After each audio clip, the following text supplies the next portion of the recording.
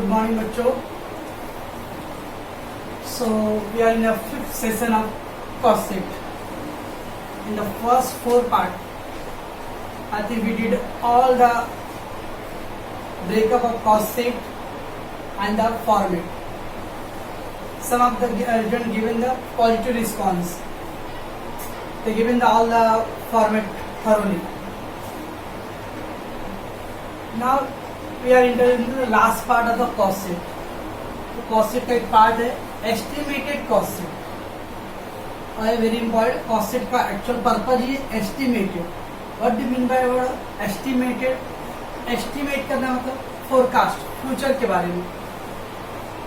Estimate means forecasting about the future. Estimated cost sheet is also called as tender cost sheet. Tender cost sheet और forecasted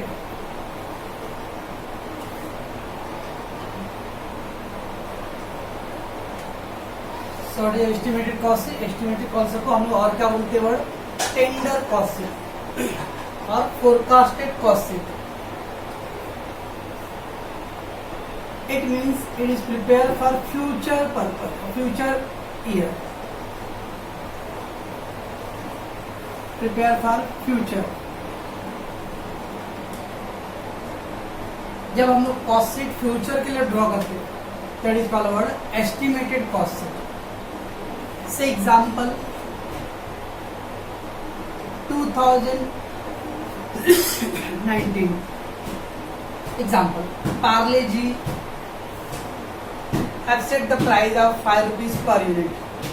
एक packet का 5 रुपए. अब suppose that 2019 है, okay, they wanted to 2020 में क्या rate होना चाहिए. तो obviously after 1 year there is an number of changes made. मान लो रॉ मटेरियल का प्राइस चेंज हो गया रहेगा, लेबर लोग का वेजेस चेंज हुआ रहेगा, गवर्नमेंट ने अपना टैक्स पॉलिसी चेंज किया रहेगा. So there is an number of changes made. So raw material price, wages, government tax policy, अगर ये सब चेंज हुआ रहेगा तो ऑटोमेटिक क्या हो रहेगा? पार्ले जी के प्रोडक्ट का प्राइस भी क्या करना पड़ेगा? चेंज करना पड़ेगा. तो क्या होता है ना, समटाइम ऐसा कोई जरूरी नहीं कि गवर्नमेंट आपका टैक्स रखता है उसके बाद हम लोग प्राइस फिक्स करेंगे. ये अपने को पहले से ही एक फिक्स करना पड़ता है. क्या हो सकता है? एस्टिमेट करना. से एग्जांपल, आपने अगर टैक्स का रेट रखा 10%, बाद में गवर्नमेंट ने टैक्स चेंज कर दिया 12%. You can't say the customer को कि भाई 5 रुपए का पार्ले जी का जो बिस्किट है उस पर 2% और ज्यादा दो आप, क्योंकि आपने प्राइस क्या किया था? पहले से ही सेट कर लिया था. तो सम टाइम क्या होता है, what is benefit of estimated cost sheet? It is benefited that price to be set for the future after reading all the environmental changes. Market में क्या रेट हो सकता है, प्राइजेस क्या है, गवर्नमेंट की टैक्स पॉलिसीज क्या हुआ, ये सब कुछ स्टडी करके we have to fix the price. Let the Parle G have decided कि हम लोग इसका प्राइस 6 रुपए रखेंगे. How it will possible? 1 रुपए क्यों उन्होंने बढ़ा दिया? बिकॉज द लास्ट ईयर के कंपेयर में मान लो लास्ट ईयर 1.5 रुपए किलो वीट था, अब इस समय 1 रुपए 70 पैसे हो गया. लेबर लोग का चार्जेस से कोई एग्जाम्पल 1 रुपीज 20 पैसे था, अब लेबर लोग का पगार 1 रुपीज 50 पैसे हो गया. इस तरह से प्राइजेस चेंज होते जाएगा. So what is the benefit of estimated cost sheet? वाला estimated cost sheet means what? It is prepare for future year. Future के लिए हम लोग ड्रॉ करते हैं, उसको वर्ड बोलते हैं हम लोग estimated cost sheet. That is also called your tender cost sheet और forecasted cost sheet.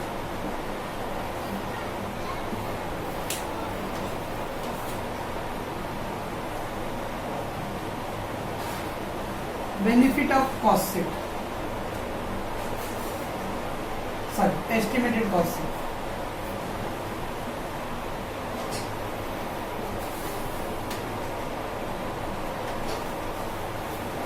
What is the benefit of estimated cost sheet?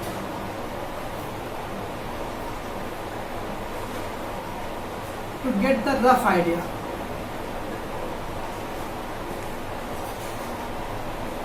Rough idea about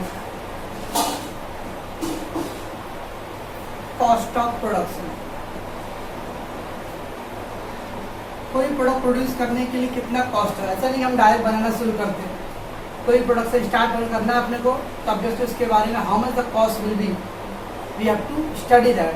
तो पहला एक क्या था कि आपको रफ आइडिया मिलता है। Why I said the word rough idea. अब अपने मान लो अज्यूम क्या है कि आपका जो भी स्टडी एनालिसिस है 50 रुपये लगेगा, ऐसा कोई जरूरी नहीं कि 50 रुपये एग्जैक्टली लगने वाला है।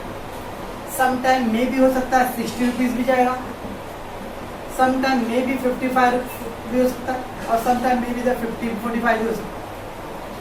एक rough idea, it is not exactly.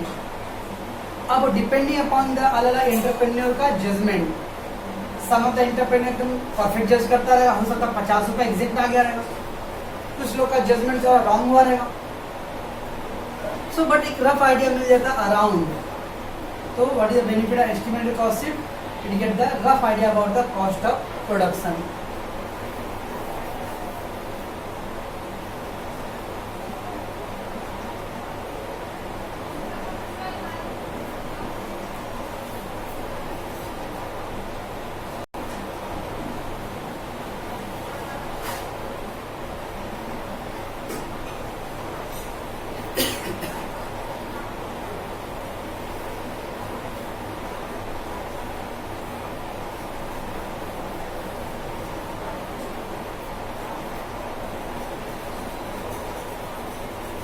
Next benefit है कोटेशन प्राइस। कोटेशन, कोई नया कॉन्ट्रैक्ट लेना है, फॉर एग्जाम्पल आपका पूरे इंडिया में मेट्रो का जाल बन रहा है, नया मेट्रो स्टार्ट होने वाला है, तो गवर्नमेंट चाहता है कि कौन किस कॉन्ट्रैक्टर को दूँ। तो A contractor, B contractor, C contractor, D contractor, अलग अलग कॉन्ट्रैक्टर को गवर्नमेंट क्या करेगा, इन्वाइट करेगा, भाई आप अपना प्राइस का लिस्ट दो। तो मान लो अगर एक कॉन्ट्रैक्टर ने बोला भाई मैं 32 रुपये पर स्क्वायर फीट लूंगा, पर स्क्वायर फीट। बी ने अपनी लिस्ट में भेजा भाई आई विल टेक 30 रुपीज पर square feet, some month it is 36 rupees, some month it is 31 rupees. अब गवर्नमेंट क्या करता है, उसमें सबसे लिस्ट जो प्राइस होता है दैट विल बी सेलेक्टेड। अब बी का सबसे सस्ता प्राइस है, दैट्स व्हाई गवर्नमेंट कॉन्ट्रैक्ट किसको देगा, बी को। अरे 30 रुपीज कैसे आ जाएगा, उसने अपना पूरा डिटेल क्या अपना था, कॉस्टिंग का पूरा format, direct material, direct wages, direct expenses, वो पूरा जो फॉर्मेट बना के अपना ड्रॉ किया रहेगा और उसने एक प्राइस अपना निकाला। So helpful to fix the quotation, भाई ये होगा कोटेशन। तो हम लोग जब भी कम इंडिविजुअल घर में खरीदने जाते हैं तो कभी घर में भी मम्मी बोलती बेटा जाके देख के तो चावल की दुकान 2-3 दुकान में चावल कैसे मिल रहा है, तो आपको 3-4 दुकान में पूछने के लिए भेजा है रेट के लिए। हम लोग क्या करते हैं, एक दुकान में पूछ के आ जाते हैं, बोलते मम्मी सब में वही रेट चल रहा है। भाई मम्मी ने बोला कि 4-5 दुकान में पूछ के आओ। अब एक दुकान में 20 रुपए किलो है, किसी में 19 रुपए किलो है, किसी में 21 रुपए किलो है, तो ऑब्वियसली वो प्राइस और क्वालिटी भी have to compare. That is called estimated cost. तो एस्टिमेटेड कॉस्ट का पहला फायदा क्या है, एक रफ आइडिया मिलता है अबाउट कॉस्ट। सेकेंड क्या फायदा है, it fix the quotation price, quotation price for any contract के लिए। That is a benefit of estimated cost से।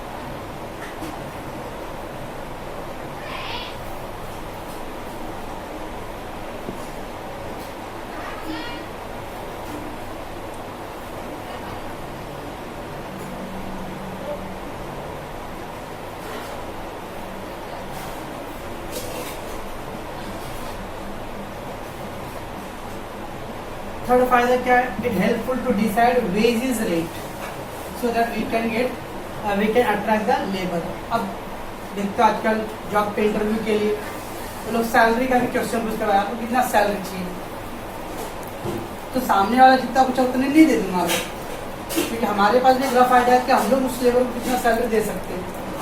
तो लेबर को हमने अपने दिमाग में रखा हमने कि एक से लेबर को हम लोग 50,000 दे देंगे। अब वो लेबर कितना बोल रहा है, अगर 45 बोला तो वेल एंड गुड, क्योंकि अपना तो हमने सोच लिया 50,000। तो इस तरह से wages rate and salary decide करने में भी बेनिफिट मिलता है। तो ये सब बेनिफिट है क्या, estimated cost sheet. First what is about the cost sheet, estimated cost sheet. पहले एक वर्ड में it is prepare for always future year. It is also called as a tender cost sheet और forecasted cost sheet है। Estimated word को बोलते हैं tender cost sheet और forecast. ये तीन बेनिफिट है। कॉस्ट ऑफ प्रोडक्शन एग्जैक्टली कितना आएगा उसका एक रफ आइडिया मिलता है। ये फिक्स करता है quotation price and then wages rate को डिसाइड करता है।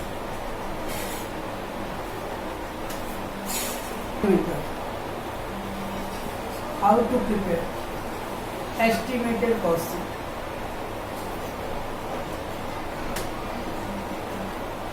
कैसे ड्रॉ करना पड़ेगा estimated cost sheet. First, always prepare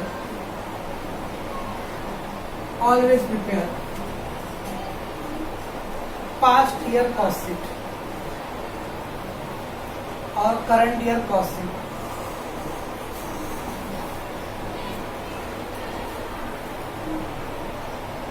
सबसे पहले क्या करते हैं हम लोग, आइदर पास्ट ईयर का या फिर करंट ईयर का कॉस्ट शीट ड्रॉ करते हैं for the question. Always prepare past year और करंट ईयर का cost sheet with the help of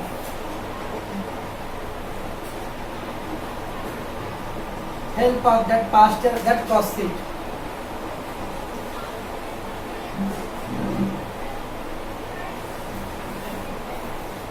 We need to prepare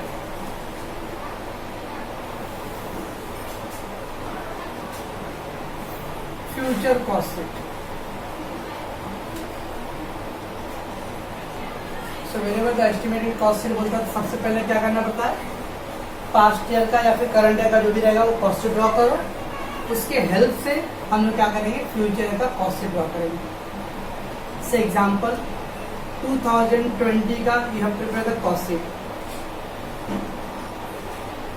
ये अपना करंट ईयर है, राइट, करंट ईयर। तो पहले ये ड्रॉ करेंगे, उसके हेल्प से क्या करेंगे 2021 का एस्टिमेटेड कॉस्ट शीट ड्रॉ करेंगे फ्यूचर का। ऐसा क्यों, जो पास्ट है और करंट और रनिंग है उसके बारे में अपने को इन्फॉर्मेशन है, जो आने वाला है उसके बारे में we don't have any information. 2019 था, वी कांट प्रेडिक्ट दैट कि 2020 क्या होने वाला है, और एक कोरोना का नया वर्ड आने वाला मार्केट में। तो 2019 में we can't expected that. Same thing past और करंट के बारे में we can realise, but for future we can't realise. तो दैट्स वाई पहले पास्ट प्रिपेयर करो या करंट का, उसके बेस पे क्या करते हैं हम लोग फ्यूचर का प्रिपेयर करते हैं। ये था दो फंडामेंटल पहला rule. So estimated cost prepare करने सबसे बेस्ट, सबसे सिंपल फंडा क्या है, always go for best past और current year. Why, because estimated means future year. तो पहले करंट या पास्ट का बनाओ, उसके बाद फिर हम लोग उसके बेस पे क्या करेंगे, फ्यूचर का ड्रॉ करेंगे। अब उसके लिए बहुत सारे इंपॉर्टेंट पॉइंट होते हैं।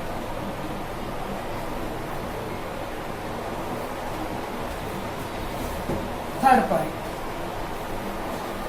we don't know about the future, but we have to estimate what is the meaning means. Say example, raw material 2016 20 rupees per kilo, 2017 22 rupees per kilo, 2018 24 rupees per kg, 2019 26 rupees per kg. So 2020, अब देखो चाहिए 4 साल का आपका track record का information कि raw material market में 2016 में 20 रुपये था, 2017 में 22 रुपये था, इस तरह का। आप सोच कर बताओ कि 2020 में क्या आएगा। ऑब्वियसली 28 रुपीज होगा, तो दैट इज 28 रुपीज। इसको बोलते वर्ड एस्टिमेटेड। आपने 28 कैसे डिसाइड किया? क्योंकि पीछे का 4 साल का ट्रैक रिकॉर्ड देखा तो वो 2-2 रुपए का इंक्रीमेंट हो रहा था, तो आपने सोचा कि 2020 में भी क्या होगा, 28 रुपये हो जाएगा। ये आपने प्रिडिक्ट किया है, ये एग्जैक्टली होएगा ऐसा कोई जरूरी नहीं। मे बी बार 27 भी हो सकता है, मे बी 29 भी हो सकता है, but you have estimated that. Same like example direct wages.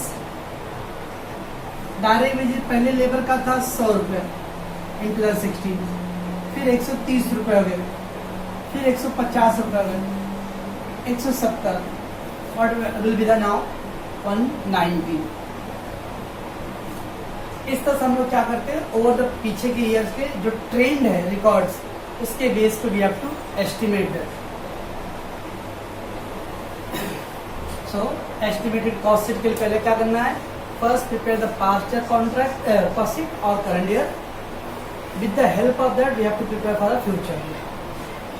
Company के पास एक ट्रैक रिकॉर्ड रहता है इन्फॉर्मेशन कि ओवर द लास्ट 4-5 साल में क्या रिकॉर्ड था, उसके बेस पे फ्यूचर के बारे में we have to estimate.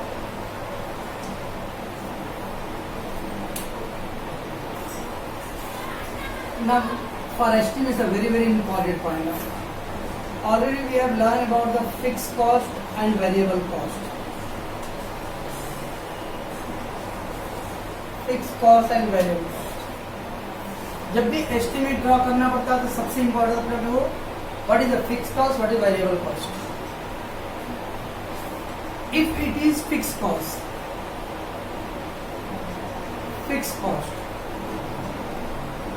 then always consider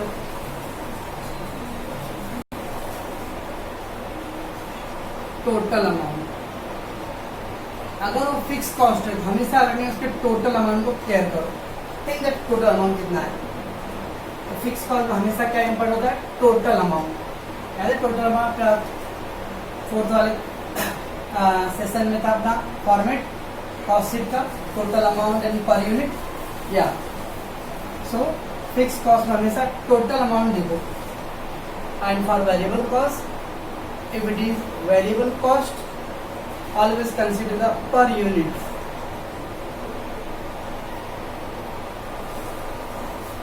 तो अगर फिक्स कॉस्ट है तो टोटल अमाउंट इंपॉर्ट होता है, वेरिएबल कॉस्ट भी क्या इंपॉर्ट होता है, पर यूनिट कॉस्ट। एक यूनिट का कितना कॉस्ट है।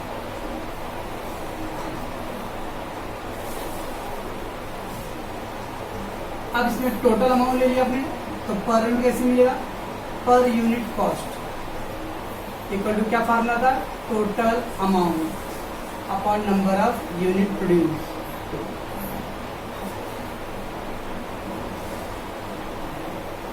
तो how to get the per unit, total amount upon number unit produce का अपने पर मिल जाएगा। अब इसके अंदर पर यूनिट ऑलरेडी भी है, तो total amount equal to per unit cost into number of unit produced।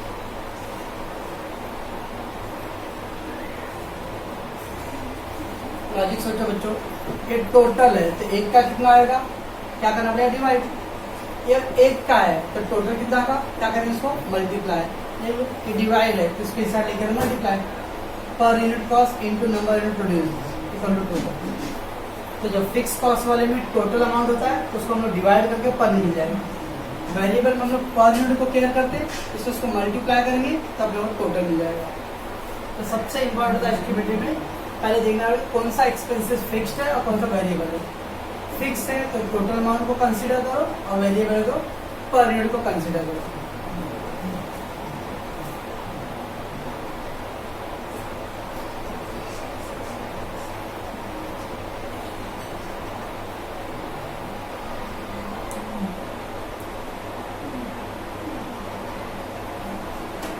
से एग्जाम्पल फिक्स कॉस्ट 2020 के अंदर 100 रुपए था, बट 2021 में कितना होगा ऐसा कुछ मेंशन नहीं है, not given anything. If nothing given about any change, fix cost में कुछ चेंजेस के बारे में नहीं बोल रहा है। तो अगर कुछ चेंजेस के बारे में नहीं बोलता है तो fix cost total amount remain same. क्या हो गया कि फिक्स कॉस्ट में टोटल अमाउंट क्या रहेगा अपना वो सेम रहेगा। इसका मतलब 2021 में भी कितना रहेगा 100 रुपया रहेगा। कभी ऐसा करेंगे जब कुछ भी मेंशन नहीं किया कि कुछ चेंजेस के बारे में, तो ऑलवेज आ गया फिक्स कॉस्ट हमेशा सेम रहेगा। वेरिएबल कॉस्ट में अगर nothing given anything it mean the variable cost per unit will remain same। तो जब कुछ भी चेंजेस नहीं होता है तो फिक्स कॉस्ट में टोटल अमाउंट को सेम रखना है और वेरिएबल कॉस्ट में पर यूनिट को सेम रखना है। बस इतना आपको आइडिया होना चाहिए एस्टिमेटेड कॉस्ट शीट के बारे में। तो एस्टिमेटेड कॉस्ट शीट में वी हैव टू थिंक पहले फिक्स कॉस्ट और वेरिएबल कॉस्ट। फिक्स कॉस्ट में टोटल अमाउंट को केयर करना है, वेरिएबल में हमेशा पर यूनिट को केयर करना है। जब ये टोटल मिल गया तो पर यूनिट कैसे मालूम पड़ेगा, डिवाइड करके here per unit we have sound के टोटल मल्टीप्लाई। एस्टिमेटेड में कुछ मेंशन नहीं किया कि कुछ चेंजेस होने वाला है। जब कुछ चेंज नहीं होगा तो हम लोग समझेंगे सेम रहेगा। तो सेम रहेगा, क्या सेम रहेगा, फिक्स कॉस्ट में टोटल अमाउंट सेम रहेगा एंड वेरिएबल में per unit will remain same. ये था आपका एस्टिमेटेड कॉस्ट शीट के बारे में इंफॉर्मेशन। ओके बच्चों, जब लास्ट पार्ट अब इस चैप्टर का है कॉस्ट शीट में, तो कुछ इम्पोर्टेंट आइटम है जो ऑलरेडी मैं आपके ग्रुप में डाल दिया हूँ। सो फर्स्ट में loading and unloading charges. Loading and unloading, loading unloading क्या होता है बच्चों, सामान आया उसको अनलोड करना, नीचे उतारना, फिर उस पर सामान डालना गाड़ी पर। तो लोडिंग एंड अनलोडिंग हमेशा क्या करना है, उसको डायरेक्ट मटेरियल में डालेंगे हम लोग। ये कुछ आइटम है जो अपने ऑलरेडी जो पहले का जो सीट है उसमें नहीं है, ये एक्स्ट्रा इंपॉर्टेंट आइटम है। Loading and unloading that is direct material. Royalty, royalty मालूम है आपको royalty?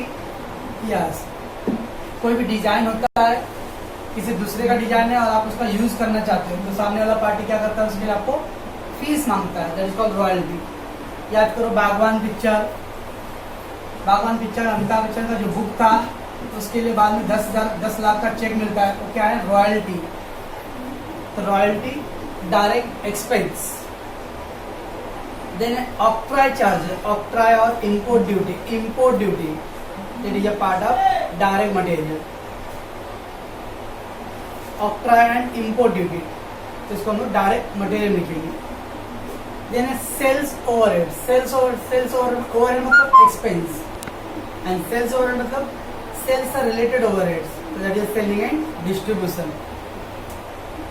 Then a cost of rectifying the defective work, cost of rectifying the defective work, यानी कोई काम आपने रेक्टिफाई किया, मतलब डिफेक्ट कर दिया, खराब कर दिया है, और फिर उससे उसको रेक्टिफाई करने का खर्चा, तो that will go to factory overheads. Then sundry expense, office expense, general expense, miscellaneous expense. याद है कुछ?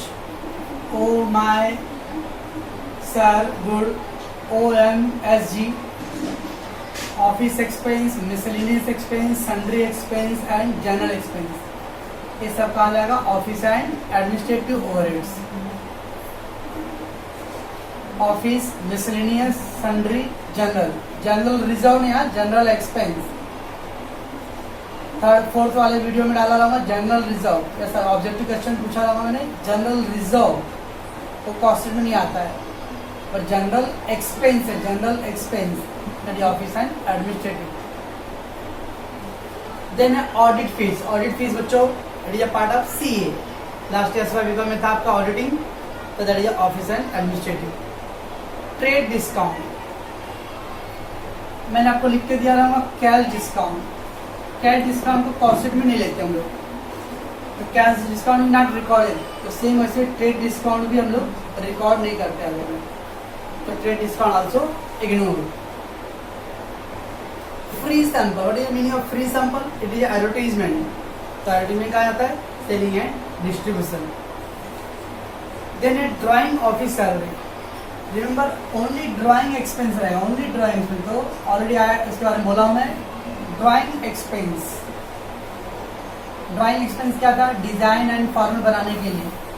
खाली ड्राइंग एक्सपेंस दिया रहेगा तो उसको डायरेक्ट एक्सपेंस में लिखेंगे। लेकिन अगर दिया रहेगा drawing office salary, drawing office salary, okay, office word दिया ऑफिस, तो don't go to office word, drawing office salary it is a part of factory overheads. खाली ड्राइंग एक्सपेंस रहेगा तो डायरेक्ट एक्सपेंस, लेकिन ड्राइंग ऑफिस सैलरी रहेगा तो factory overheads. Drawing office salary मतलब जो मेन इंजीनियर है उसका सैलरी नहीं, उसमें और भी जो स्टाफ रहेंगे उसका है, तो that is a part of factory overheads. Then demonstration expense, demonstration तो 4-5 बच्चे आजकल जाते हैं जॉब पे इवेंट्स के लिए, demo lecture, demo that is called demonstration, it is selling and distribution. Material handling charge, material handling means material अब godown में आ गया है तो ऑब्वियसली बहुत सारे मटेरियल होते हैं जो क्या होते हैं हीट की वजह से खराब हो जाएगा, तो उसकी देखभाल करना पड़ता है, तो material handling charge will go to factory overheads. Material सुन के डायरेक्ट मटेरियल नहीं डालना है, material handling charge factory overheads. कभी भी इनडायरेक्ट वर्ड आया, इनडायरेक्ट वेजेस, इनडायरेक्ट मटेरियल, ये सब हमेशा फैक्ट्री ओवरहेड में जाएगा।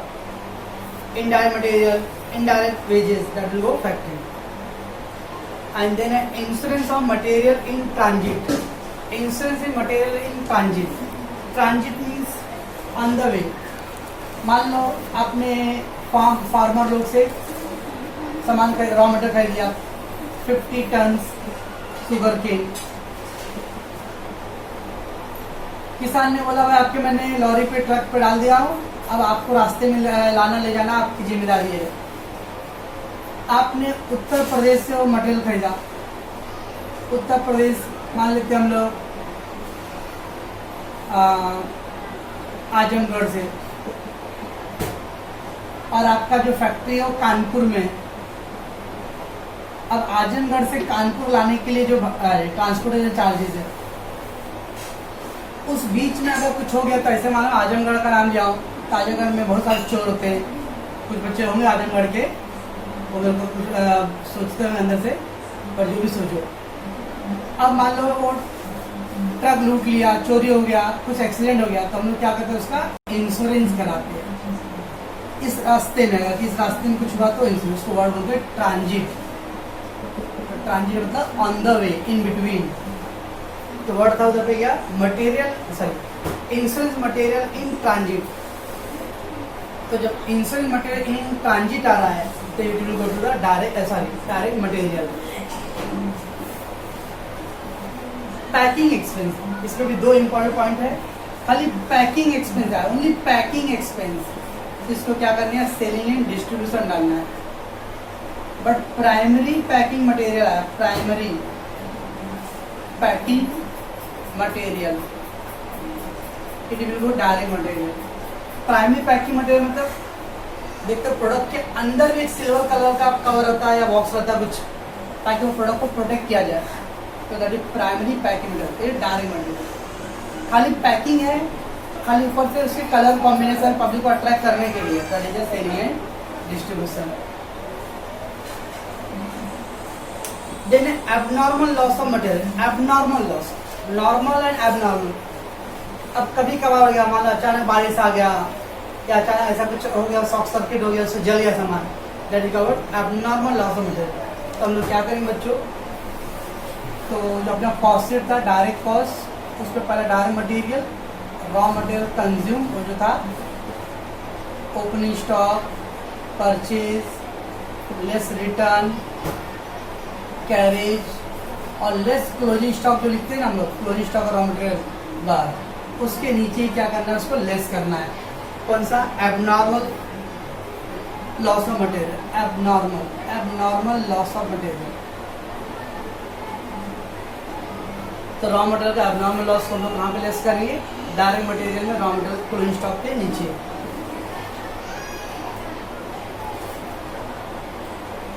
Then cost of amenities to the productive worker, amenity मतलब facility.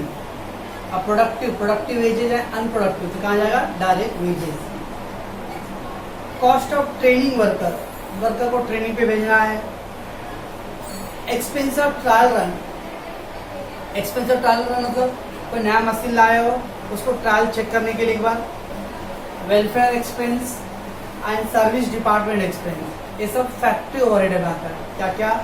Cost of training the worker, expense on the trial run, welfare expense, service department expense, ये सब हम लोग फैक्ट्री ओवरहेड में लिखेंगे।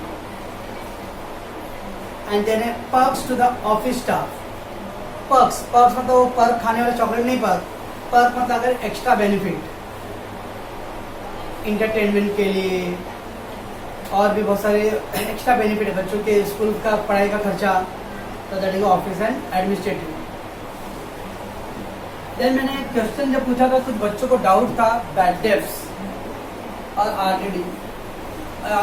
बैड डेब्ट मतलब जो एक्चुअल लॉस हो गया है, और आरडीडी मतलब एक्चुअल लॉस हो नहीं। अभी आपको डाउट है कि इसको कॉस्ट शीट में नहीं डालते, लेकिन बैड डेब्ट्स आएगा। तो bad debts, discount allowed, selling and distribution. Again cash discount, trade discount नहीं आएगा, लेकिन डिस्काउंट अलाउड वर्ड दिया है, बैड डेब्ट्स दिया है, that will come into the selling and distribution. And the last one, insurance of showroom collection charges, insurance of showroom and collection charges, selling and distribution. Showroom का काम क्या है? Marketing करना public के लिए। बस बच्चों इतने सारे आइटम है, अगर ये सब कंप्लीट आपको है तो बोल सकते हो कि कॉस्ट शीट का थ्योरी फुल्ली कंप्लीटेड।